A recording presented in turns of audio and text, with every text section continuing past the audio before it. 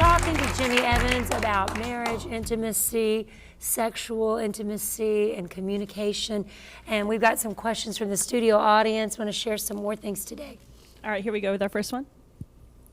How much impact does waiting and having sex on the honeymoon for the first time have on your relationship?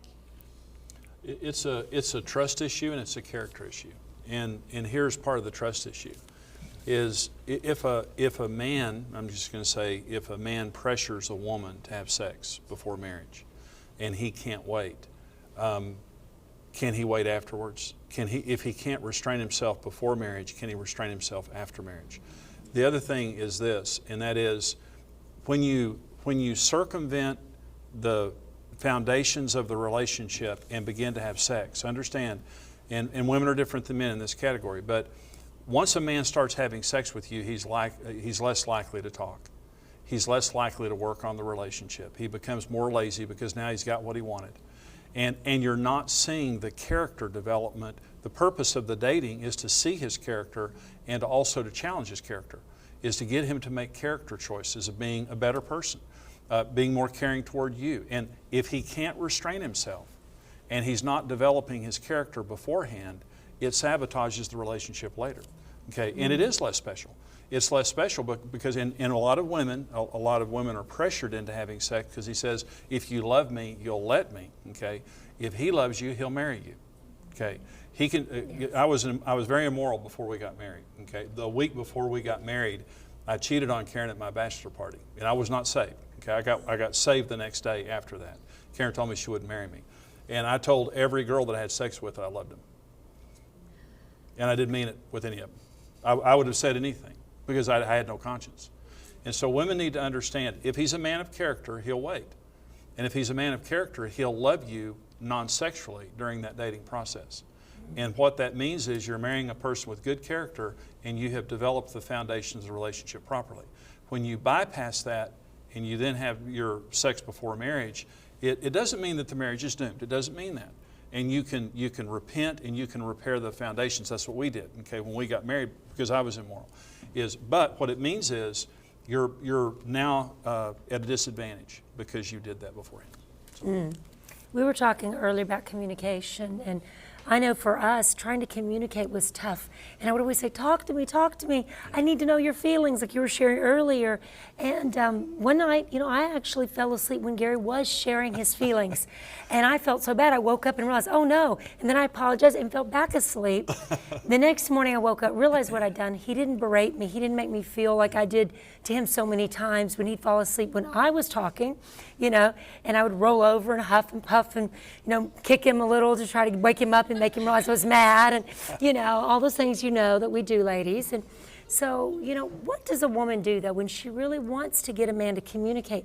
She wants to know his feelings. She wants to know his heart. How does she get him? Because I have so many women say to me, he won't talk to me. Yeah. He wants sex, but then he won't talk to me. Yeah. What does she do? Because if she keeps saying talk to me, it's like she's nagging him, she's pushing him away. Well, we're so different, and this is what I would say, and that is, a woman is a man's total equal. You have every right to say anything that you need to say. Okay. Now here's the question: is who's the enforcer? Are you or the Holy Spirit the enforcer? Okay. If you're the enforcer, it means you're going to browbeat, you're going to nag, you're going to withdraw, you're going to send out that signal that I'm not pleased with you, and he naturally then goes into a shell even more. Okay. When 1 Peter 2 talks about redemptive love, it says Christ suffered for us. Not talking about abuse here, it's talking about we all suffer because of each other in marriage. Okay, and it says Christ suffered for us when we were doing the wrong thing, and you've been called to this. Next verse. In the same way, you wives, be submissive to your own husbands, so that even if any of them are disobedient to the word, they may be won without a word, as they observe your chaste and respectful behavior. Okay, without a word. What does that mean? That means you go into his world, you tell him how you feel, you get into your prayer closet and ask Jesus to sick him. Okay. Be violent in prayer, be loving in person. Okay. Redemptive love. Okay. Now the Bible tells men to redeem their wives too. And it says live with her with understanding, as with a weaker vessel, as a fellow heir of the grace of life. And so men also can be redemptive toward their wives when their wives are not doing what they want them to do. But it's a different set of rules because she's different. okay? But with a man, our number one need is for respect. That's why it says you're chaste and respectful behavior. You're not being unkind, you're not being critical, you're not being vengeful. You're using the right methods, and you're being respectful, and you're closing this thing. And you're not coming at him. Let me say this to women. Men are most emotional after sex. Women are put in touch with sex through their emotions. The more romantic a man is, the more sexual she becomes. Right. But we're put in touch with our emotions through sex. Okay. So it breaks down the barriers. Yeah, when a woman becomes sexual, a man, and she's coming into his world, honoring him, giving him sex, being his buddy, not his mother, and she begins that, he then feels most emotional. Your best chance at getting him to open up is to come in his world. And I want to say one thing about the difference between men and women. Men are emotionally modest, women are physically modest. Men are pretty immodest. Men will have sex just about anywhere. And it just doesn't matter to us, if there's just general privacy, that's good. For a woman to enjoy sex, close the door, lights off, anesthetize the children, check on the neighbors, and it's going to be real private. Well, men are emotionally modest. When you hear women talking, like if you're in a restaurant, you hear this table over here is women, this table here is men. Women are emotionally immodest. They'll talk about anything to just about anybody. And they're talking about feelings, they're talking about real stuff over here. This table full of men is talking about pickup, sports, what'd you kill last weekend? This is the Holy of Holies. And just like a woman has to have a special setting to open herself up physically, we have to have a special setting to open ourselves up emotionally. And it would be devastating to a woman to have sex with her husband and find out that there were pictures, or to find out that he was telling stories the next day at work. It's also devastating to a man when we open up emotionally and it's ever repeated or used against us. That's excellent. Because we are so Listen private. up, ladies, that's excellent. We are so guarded emotionally. So she says, I want to talk to my husband, and I tell him to talk to me, and he won't talk to me. Well, are you critical when he talks?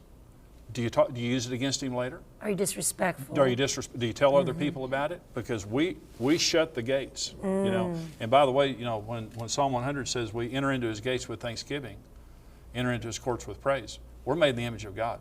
You only get into these gates with thanksgiving, and there are courts with praise. If you don't respect me, you don't have one chance in a billion of getting into my courts. Now, I'll talk to you, and you're talking to this, but you're not talking to this. When you come to me with praise and honor and a right attitude, I'm going to open my gates to you. If you're disrespectful, it ain't going to happen.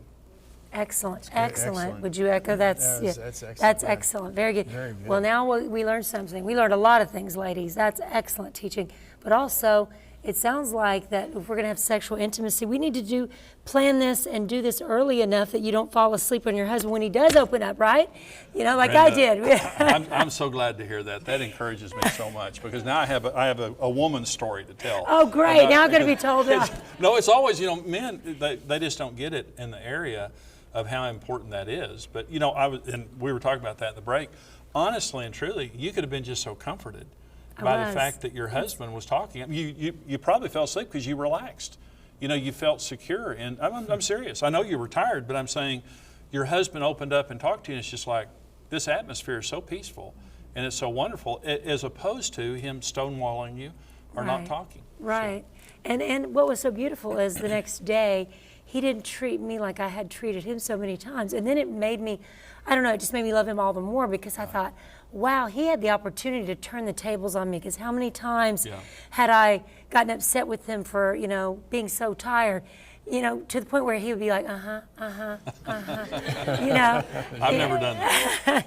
And I'm like, are you listening to me? The next day you say, did you get that done? And so what? I told you last night when you... Yeah, we've teased before, because he says, you always ask me things that you need permission up for late. And I go, well, you told me it was fine to do this, But it was like he was in one of those moods, Karen and I have been married 40 years, and the wonderful thing and the encouragement is, I'm just like her now. I love to talk. I love it as much as she does. She doesn't have to Yes. make me want to talk. So We've become the same way. We've opened up more. Our daughter said, "It's scary, Mom. You're becoming like Dad, and Dad's becoming like you." I said, "That What must mean we're happens? becoming one," which is That's God's good. plan, Yeah, right? that's So right. That's good. thanks for joining us on the web segment. I really encourage you. We have a great offer, lifelong marriage and our lifelong love affair, and our marriage makeover. And I encourage you, get these things and start to work on your marriage. It is worth it. It's worth the investment. Small investment, isn't it? To be able to see joy and peace and what God intended your marriage to be.